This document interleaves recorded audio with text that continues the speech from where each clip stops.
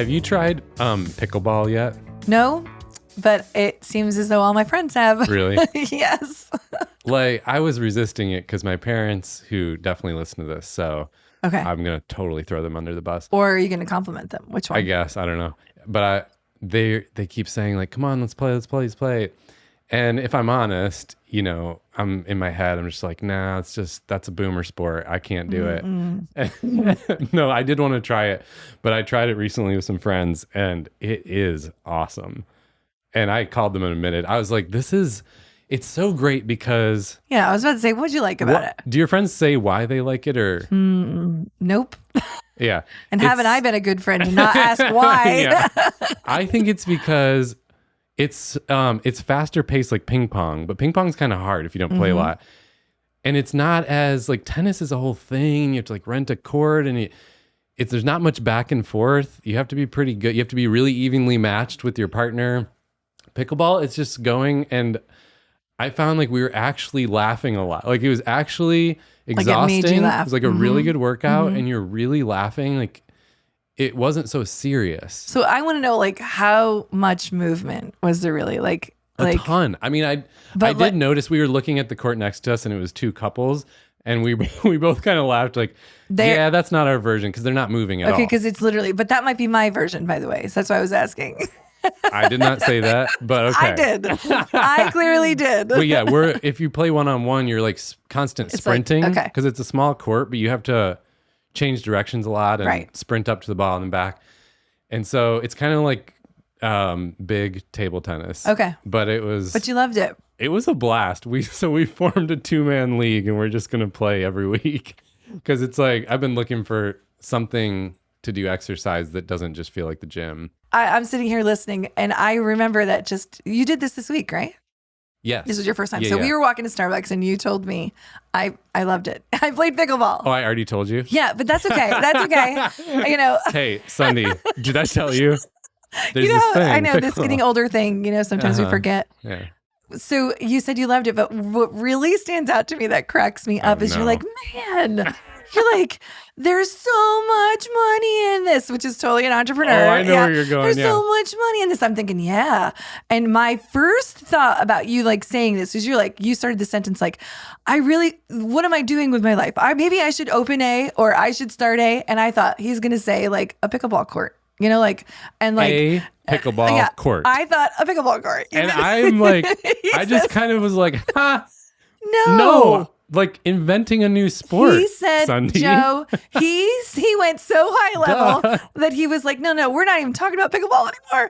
He's like, I think I should. And I'm thinking, open a pickleball court. And he thinks, create a brand new sport. Yeah, which is so funny because I can't tell you how many times I've had conversations like, we just need to come up with a new lawn game. Like we get a good one, and then we can make so much money. Lawn game. And then it was such a lesson in like an entrepreneur personality versus not. Because she was like, where would you make money in inventing a sport? Yeah, I'm like, that's what I said. Are you kidding me? Like the apparel, the tournaments. And so that afternoon I started looking up like, how is pickleball invented? Like, what are the different ways it was invented for seniors are too, making wasn't money? It was actually invented way long ago. Okay. I thought it was more recent.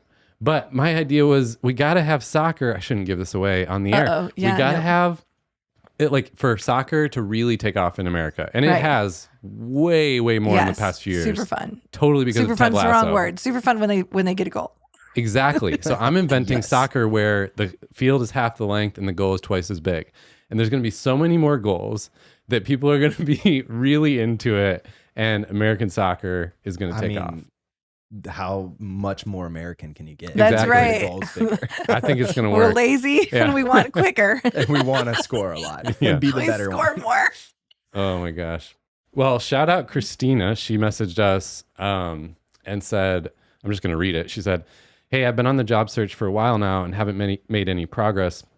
I believe it's because I don't know exactly what I want to be doing. I just love the honesty there. I would love some help figuring it out. That we get messages like that all the time. And I think it's helpful for others to just hear that because a lot of people feel that way. But I also wanted to give shout out to somebody in coaching who really made this cool shifting focus from building new clients from scratch to finding great partnerships. And it was really cool because he has a new business. He's been doing a good job building it, but he's trying to get everything from scratch.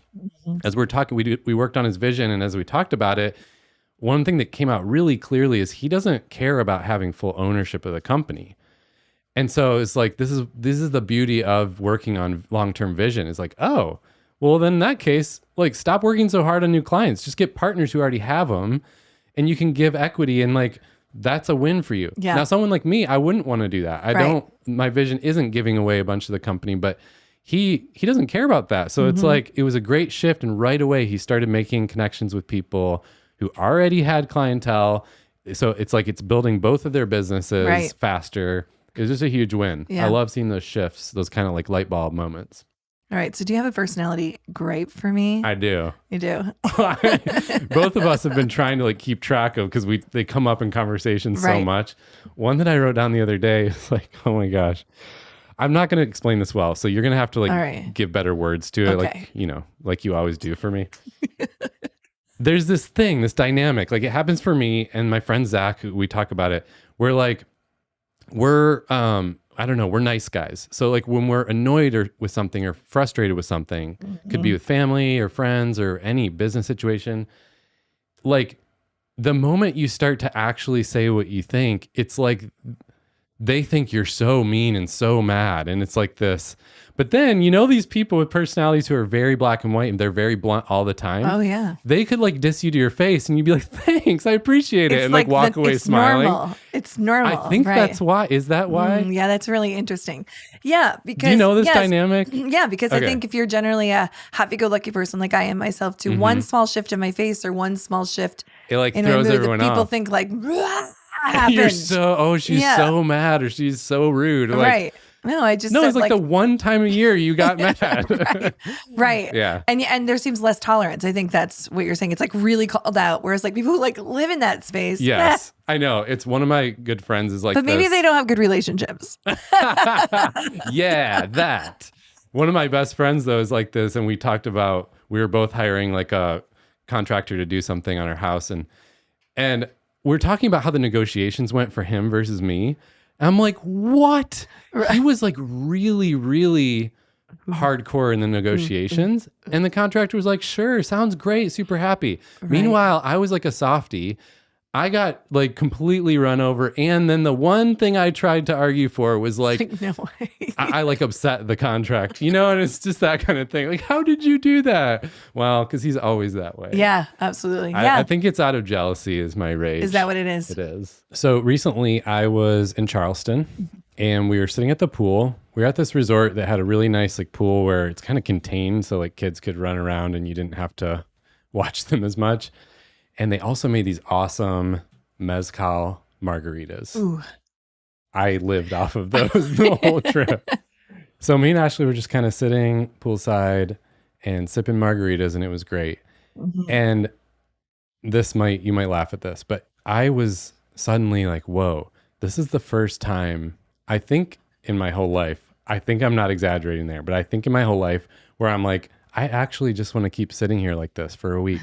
You didn't want to leave. Because as any entrepreneur can attest to, there's just this constant like eagerness and motivation to work, and there's always so much more you want to do. And so it's actually a good thing, I think. It's a positive motivation, but I've always just been like eager to do things, and I like working, and I don't enjoy like just sitting there on the beach. I mean, I've always like been able to enjoy a vacation, but I'm still like thinking about stuff, planning stuff. This is the first time I was like, I'm just going to sit here and think about nothing. And I love that. So I know some people think I'm crazy because that's all they ever want to do, but whatever. This is me. So I've been thinking about that ever since. And what I realized was I had been pushing and grinding for the first few years of starting a company. And trying to like maintain my whole lifestyle. And that's really hard. And then all of a sudden COVID hits right when we're about to really, break through to some more stability. And it's like, then there was surviving and grinding through that. And I have just reached a point. Because even though we slowed down, we still were surviving and grinding. Well, so and it's not fun. Yeah. Anyway, it is. So what I realized was I've just hit this point. I think my body was kind of telling me, actually, it was kind of a slow down. You need to rest. And then I got nervous telling people that because, of course, everyone always reacts negatively. And they're like, oh, you're burnt out. Oh, are you okay? And I'm like, yes, I'm fine. Stop. Like, the point was, it was like you have been working on this masterpiece and painting this painting forever. And then you step back and you're like, that is good. Now I'm going to chill. Like, that's how it felt. And so I was really, I don't know, stuck on what to do with that because it's also, I just wasn't in a place where I could go take a month off or something. So what I did was I looked out at my calendar for the whole summer, and every day that I could, I blocked it off. And then I was worried about what am I going to do with those days because I know myself and I'll just do work. And so I started making a list of things that I could do that would be like staycation. It's always ideas. back to the list with you, isn't it? I guess. So I had like, there's a certain pool in town that feels kind of like a resort. Like golfing or just different sports. Yeah. Certain part of the city is just fun to walk around, just kind of walking and thinking. And so I've been doing these things on these days off. And it's funny because every interaction I've had the past few weeks of people going, how's it going? What do you do? I don't know about you. I always have this need to like tell them actually what I'm doing. I don't make up small talk. So I'm like telling them this whole story.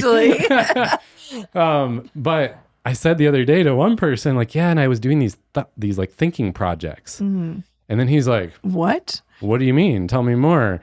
I'm like, oh gosh, now I have to explain. But I really enjoy like thinking about a good, I don't know, plan or strategy or something. And there's never time in a regular day to actually just like sit in your thoughts and think about it. Or I have different like ideas that I want to kind of think through and jot down stuff.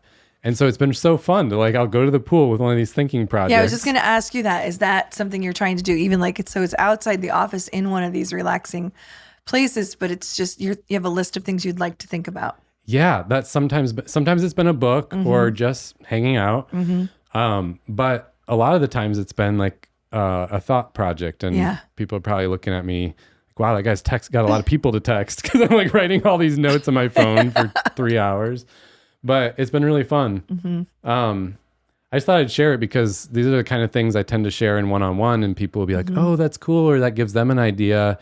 And I just don't think to share them on the podcast. Well, one of the things that's standing out to me specifically when you came back from that vacation that I remember you sharing with me was you were like, how do I take that and now bring it into, I'm not in Charleston. I'm not in Charleston sitting by the pool anymore. Yeah. So how do I take that, the way that I felt now and put it into my life? Yeah. And I like that you did it. You were like, where and how can I plan more of that just total sitting there and relaxing? And that's what I'm hearing.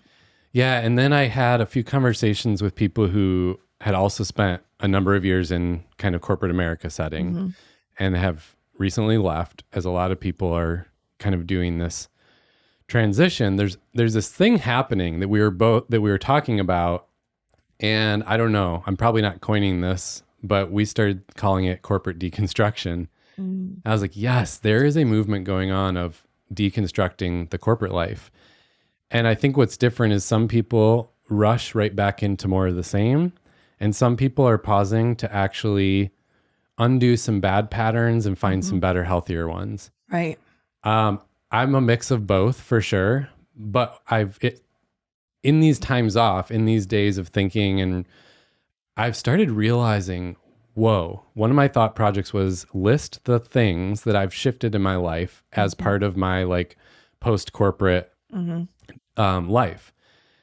Because it is a system that locks you into a certain way of life that it shapes everything. And so I just started listing. I won't even read them all here because there's so many, but I was like, I had major back pain problems that no specialist could tell me what was going on. And they've completely gone away. Completely. 100%. I had like major gut health like problems that, you know how it works. It like affects your immune system. So I'd get more colds and I had all this stuff. So I'm, on all these meds and doing all these things. And like that has completely been fixed just by focusing on what I basically like eat. I don't get colds anymore. Like my seasonal allergies have gone away. Like all these things. And then there's all this like spiritual growth stuff that would be a whole episode to get into. Like my marriage has been getting better in friendships because I told Ashley the other day, I was like, I'm sorry that for so many years I just didn't think about us very much. And I think it's because that life is such a trapping where like I was all day, every day think about it? running, sprinting to keep up. Yeah. And I never gave thought to us. And we're like realizing some areas like, whoa, we've been together like 18 years and we're just starting to surface and fix some of these things. And we both contribute to it, but I was kind of taking ownership of like, I think for me, I've just never, this is the first time I've given thought to it. And like then the intention to try and work on things. So I don't know, there's just all these, then there's little stuff like when the weather's nice on a weekday, I actually go enjoy it. I take walks, I get outside, I'm like, holy shit. Like this has never been a part of my life.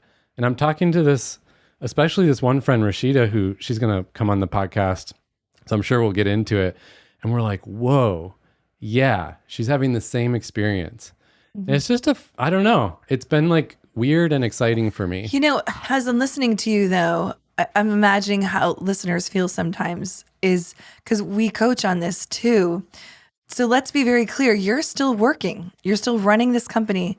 You're just setting specific time aside now to slow down and enjoy what's around you. Well, and it's a good point you make because I'm actually working harder than I ever did in corporate. It's just a different mindset and pace. Yes. In corporate, it's this like, and not everyone experiences it this way, but I think especially achievers and people who are, you're never good enough. You're never doing enough. You've always got like meetings and emails clogging up your whole day. Yeah. I work way harder now, but I have like a 5-hour block every Monday to work on one thing and not get distracted. Yep.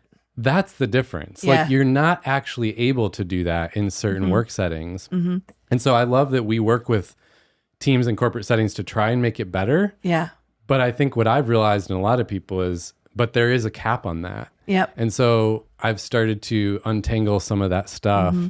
And I want to hear about your time off too, but that's what I was realizing a lot in my recent time off.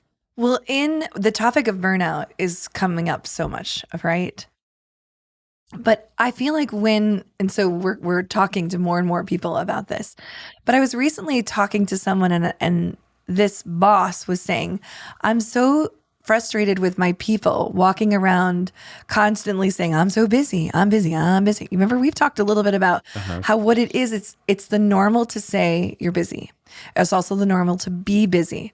So one of the things that has to happen sometimes is how do I say this? You have to learn to have a different identity about yourself. It can be a bit of an identity crisis for people when they stop. Big time, yeah. Because all of a sudden you're going to have time in your calendar and it makes you feel like, who am I? What am I if I'm not? Your worth was in the busyness. Yes, your worth was in the busyness. And I feel like first stripping and calling that out, that your worth isn't about being busy. Your worth is so much more. And I think that is what's hard for people is they feel like any moment I'm going to get canned. If I'm not busy, any moment, I don't know what they think. And so that identity issue is something that's standing out to me as well. And I think it's not the whole part, but I think that's a big piece of why some people, leave a job, but don't actually seize the opportunity to get healthier. It's because that identity fear keeps them filling every gap with busyness. Yes. And I don't know, it's a weird thing to talk about because I've also stayed really busy. But like, I think the difference and the people I was talking to is we reevaluated how our lives operate. You're also busy doing fun things now though. Yeah, I know. But man, okay, I got to stop myself because I could go on that train forever. Okay. And we will talk about it more.